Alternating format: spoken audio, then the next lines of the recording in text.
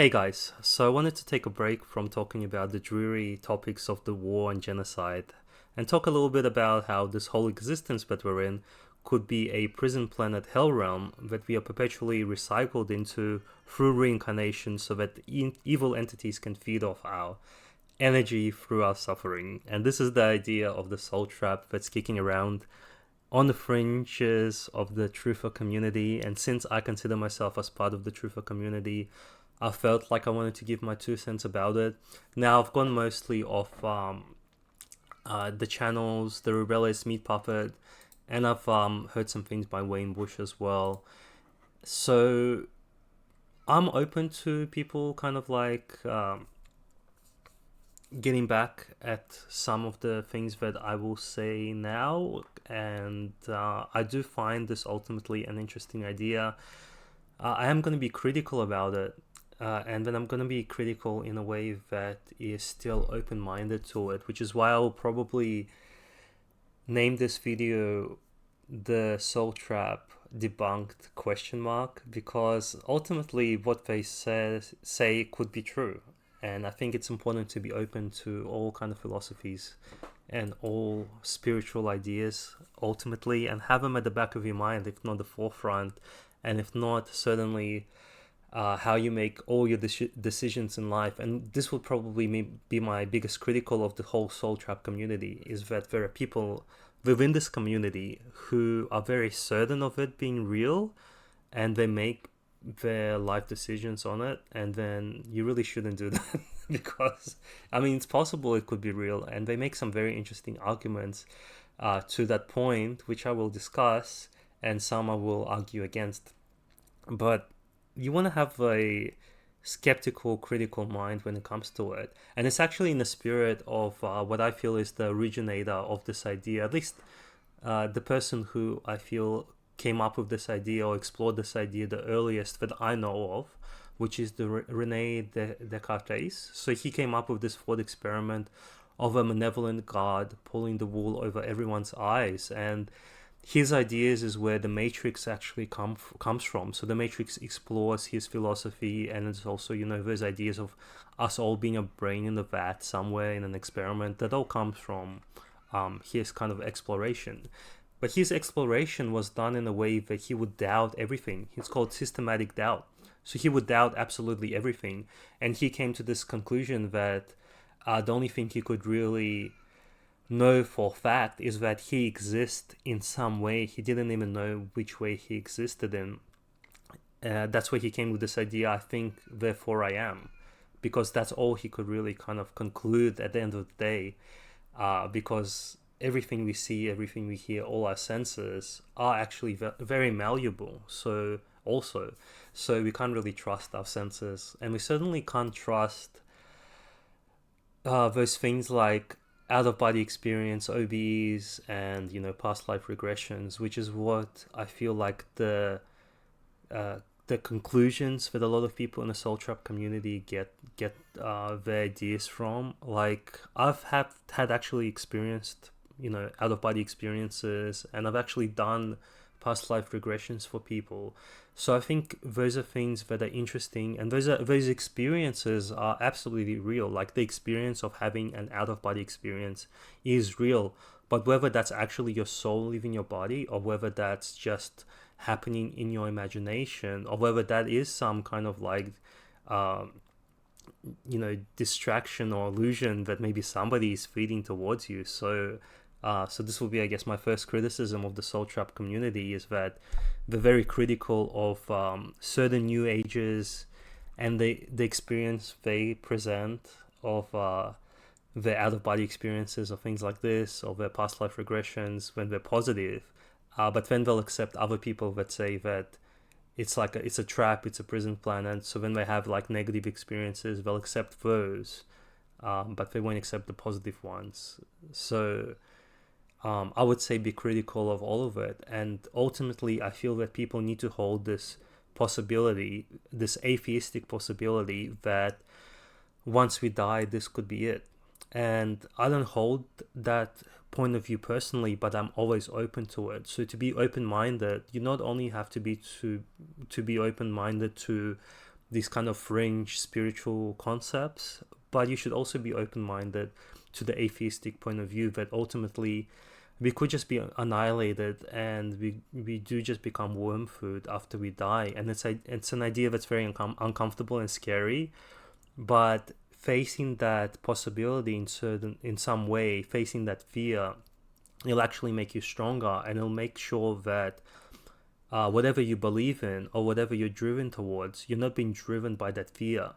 So if you're not influenced by that fear, or at least not influenced as much by that fear, if you face that fear of non-existence in some way, then you're not going to be inclined to follow false gurus or follow false ideologies, because you're not going to be driven by that fear as much, and you'll be able to think critically about certain things. Because what happens often is people will come along and they'll be very certain in their beliefs, and that certainty becomes very comforting for people. Whereas with me, because I'm uncertain, I can't give you the certainty. All I can offer you is pretty much just a hug as we travel into the potential abyss. So that's all I can offer people. But I can't offer people the certainty of like, this is how the world is, this is what happens after you die. So when people are acting on that fear, if people haven't faced that fear of non-existence to a certain extent, they'll be driven by it into the arms of snake oil salesmen and all kind of like stupid waste of time stuff. So that would be my biggest critical, is just explore these ideas, but always have a critical mind when it comes to it, and do that by, I believe the best thing you can do is by facing that fear, the existential fear that we all kind of dread. That's my suggestion to you. So having said that, let's explore this idea, because it is an interesting kind of idea. It is an interesting concept. I do have some criticism, but also have some positive stuff. And maybe I'll start off with one kind of positive esoteric point of view that they have, and which is interesting to me, and that is this idea that the more we kind of come back to this life, the more used we get to the suffering, and the more used we get to kind of dying again and again. So they make this distinction that there are people that come onto this planet, and because it could be their first time here, they feel very uncomfortable and they feel like they don't belong.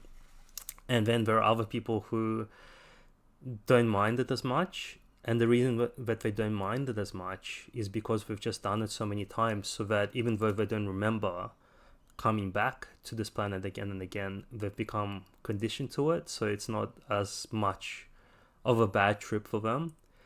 I think that's a very interesting thing to explore. Like, if you believe in reincarnation, I can see how that could be true. So that's one thing positive and interesting for me. But ultimately, I don't feel that the way people feel about their situation, the way people feel about their existence as human beings, I don't think that explains the truth of the world, because at the end of the day, it's just your feelings. Like, maybe you felt out of place because just the way that you were like in society. Maybe you just felt out of place because of other things, because of characteristics in your personality, or maybe things that happened to you early in life. Like, there could be many psychological reasons why you felt out of place and that you felt that you didn't belong. Maybe it's just the society you were born in, and if you were born in a different society, because there are societies that maybe explore these like spiritual and interesting topics. So for example, if you were born in some Indian cult or clan where they're very spiritual, you could have just gotten off on it and you would have felt just quite at home there. So it could have just been not I would say the people that feel uncomfortable being born on the earth, I would say that feeling might be related to just the society that you're in, that the society sucks. And I would kind of agree with that. I sort of have a nihilistic view of society, and I think that if you don't feel comfortable with the society, you should try moving to different societies, and you should travel the world and see if you don't fit in somewhere else. First of all, I would say that, like, try that first before coming to this like conclusion that the whole world is sort of you don't belong in the whole world, because you might belong in another community, even though you don't belong in the current community that you're in. So that feeling might go away. But ultimately, that's just like a feeling you have. And feelings don't constitute facts. So that's what I would say to that. Another kind of fluffy thing that people in the Soul Trap community talk about is they'll make all these connections with history and different religions and signs and symbols and all this and words. They play the word. I hate all that stuff. I think it's convoluted and it's just a huge waste of time. And it's just things that people invented, and you could probably find, if you have like a certain point of view, you can find your point of view expressed somewhere on some like clay tablet somewhere. You can interpret it in that way. But I think it's just very much fluff and doesn't really lead to the truth at all. And you can, for any like ancient tablet you find that, or ancient phrase in the Bible that kind of like matches up with your point of view, you could probably find 1,000 examples, or even more examples that counteracted. So it's really, I don't like these games that they play. I think it should be ignored for the most part. First find out what the truth is, then you can start making these connections. But if you haven't like reached the truth, then I watched this video, and if you think about it, like most of this video is just fluff, and there's like a few bits and pieces that pose the philosophical questions that I feel are important to discuss, but most of it is just fluff and like history and like signs and symbols and things like this. Even though I like Wayne Bush, I like the Rebellious Meat Purple, and I do recommend you check out like these channels to explore this idea. A lot of it is fluff ultimately. Now, the things that are kind of valid that they discuss, one of those things is that this whole world is sort of designed for people to suffer. It's designed for our bodies to feel pain, and it's designed for animals to eat other animals, and some animals eat other animals in very horrific, terrible ways. So, for example, I would use the example of bears. So bears will just take chunks out of other animals in order to consume them. And yeah, this is like a fact that bears are huge killing machines and pieces of shit. But I would hit back at it, and I would ask you this. We can get rid of all the bears tomorrow. We can make it so that bears don't exist. And we can do it through a humane way. We can just sterilize bears, or we could just kill them. And yes, that will cause like a bit of suffering in the short term.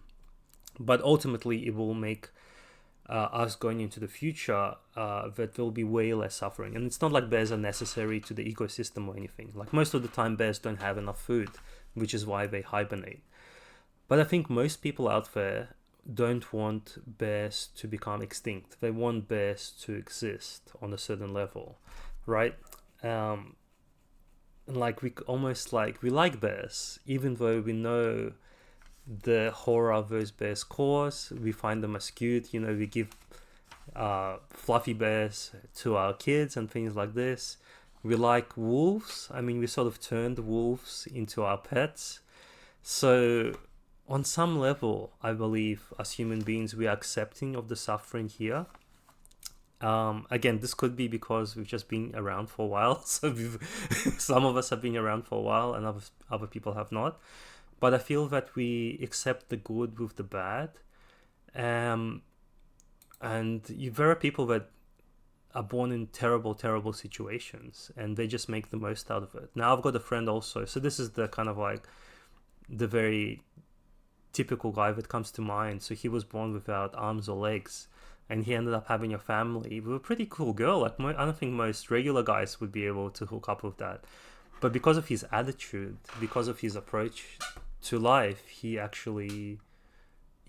having a good time here. He's having a better time than a lot of people who are born into multi-million-dollar families with all their limbs who are feeling depressed, right? And I actually have a friend in my personal life who tried to commit suicide himself, and thankfully he didn't succeed, and he ended up breaking his legs and becoming wheelchair bound. And he's actually more happier now than he was previously. So he's more happy having overcome whatever adversity that he suffered. And that brings me to the point that in this life, you wouldn't be able to overcome adversity if that adversary didn't exist. So if we kind of didn't have our mind wiped, for example, which is another idea that comes up, if we remembered that we will just reincarnate and come back, and we had the certainty of what will happen to us after we die, which actually I believe is the worst kind of fear for most people, is that this could just be it. So I think it was Eric the Bay in one of his videos where I heard that he will pose this question: would you rather experience, or are you willing to experience like 1 hour of the most ultimate bliss that you can on this planet compared to the ultimate suffering you can on this planet? And of course, most people, because the suffering you can experience on this planet is potentially much, much worse than the pleasure you can feel, I would answer also, or pose the question, like, would you be willing to suffer for an hour or even a day of the most ultimate brutal suffering if you were allowed to continue your existence? So would you suffer for a day or even a year of the worst suffering possible on this planet if you had the potential to continue existing? So if you don't suffer for a year or whatever amount of time, then after you die, you'll be gone. Whereas if you go through the suffering, you know what I mean? Like, you'll be able to continue existing. So you had the potential to experience pleasure and pain in the future. And I think a lot of people would be willing to ultimately go through that suffering. I know I would. I mean, yeah, it would suck, but just for the fact that we would be allowed to exist and have experiences, we are willing to go through the suffering. So I feel the potential of not existing is actually the ultimate kind of like suffering. So to me, so getting back to what I was kind of talking about. So yeah, so without the suffering, without the fear of non-existence, without the fear of death, then a lot of the experience on this earth would not be the same experience. Like, we wouldn't be able to jump out of the plane and being totally conscious and totally aware that if we were to die, we would just like get a new life and we could just do it all over again. Like, we wouldn't be able to have the same experience that we currently have. And some people might not like the experience, but it is an experience. And think about it. If you were like, let's say you grew up on just a totally blissful planet where everything was perfect and things like this, is it possible that you would want to go somewhere with a bit of suffering just for something different, right? Like, if you had an eternity in existence, like, is it possible? I'm not saying it is the case, and I'm not saying you're gonna go around, or you you want me to go around to like the cancer ward where children are dying and stuff, and tell these kids like, oh, don't worry, you decided to come. I'm not gonna do that because I'm not an asshole. And just like you're probably not gonna go around to those kids and tell them that they're born on a prison planet where they're just perpetually going to be recycled after they die. And by the way, also, most kids who suffer through cancer, most of those kids survive and go on to have pretty good lives. And that experience actually empowers them throughout their life, having overcome certain things, like certain adversities like that.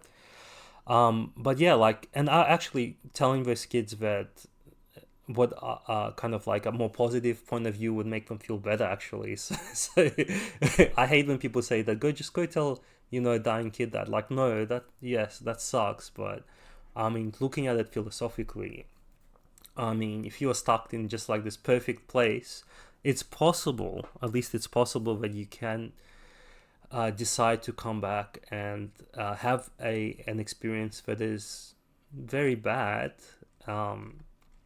but it's an experience at the end of the day. Like, I think the potential is there. Now, the people that believe in the soul trap, they would hit back, and this is also an interesting concept, that there are certain beings on the other side that trick people into coming back, that will actually tell them, hey, why don't you just try this life that's really horrible, and So you can have this horrible experience because it will teach you something. And yeah, like that might be the case also. That's an interesting, very interesting concept to consider. Also, so again, I don't have certainty for you. I think both ideas are quite interesting to explore, but I think both ideas, there's a possibility for both ideas that people can just want to come back and experience something suffering or have these thrills that can only happen if we don't have a certainty about what happens to us after we die, or what the nature of this earth truly is. So that's the next thing. And I don't know if I covered everything. Okay, so one thing I wanted to mention is that while there is ultimately suffering on this earth, like natural disasters and things like this, there's a lot of suffering that's just caused by us humans being idiots, and it's actually expressed in this video. So let's listen to what they say. Inc., where these monsters, are Oh, basically yeah. harnessing the energy from the screams of children Yeah. to power their world, right? To power their universe. Yeah. I love And that. then I watched that several times with my kids. finally, there's So, so what's happening there is they're discussing the movie Monsters Inc., which is made by Disney. So these are guys, truth seekers, on the fringes of the truth movement, and as you heard her say, she took her kids to watch this Disney movie several times. So knowing what Disney is, knowing what they do, I don't know if she maybe downloaded the movies for free and watched them, but nonetheless, she shared that movie. She made her children watch Disney movies several times. And she knows what Disney is, right? And yet she did it. So I would propose that definitely a huge amount of the suffering that we as humans experience is that we sort of know what to do and not to do in the society to make things run better, but we just don't do it. We don't do it, as you can see. So if someone who's like on the fringes of the truth movement, adamantly, knows what Disney is, I'm sure, if she still lets her kids watch Disney, what chance do we as society, as humans, have, to decrease our suffering in certain areas, right? And this is a total fault of our own. Like, there's no excuse for that, right? And yet we still do it. So sometimes I feel these ideas, like the soul trap and things like this, they take responsibility out of the hands of us as human beings to do what we should do, and it puts it on like some entity out there, which is similar to like doing it what religions do, right? A lot of religions, they put the onus on something that's outside of ourselves to change, whereas we could actually make the changes to increase and decrease the suffering and increase the pleasure we feel to whatever extent it's possible in this world. And I think I'll conclude because I feel like I'm going to just start rambling on, and hopefully I covered a lot of interesting things for you guys, and I'd like some feedback, and I'm happy for you to guys hit back at some of the ideas that I brought forward and have a discussion on it. But the ultimate thing is that as we progress with society, we're sort of going towards a world that's sort of like the Brave New World, if you read those books. And in those books, they propose a society where ultimately all our suffering is covered up through drugs and through the way the society.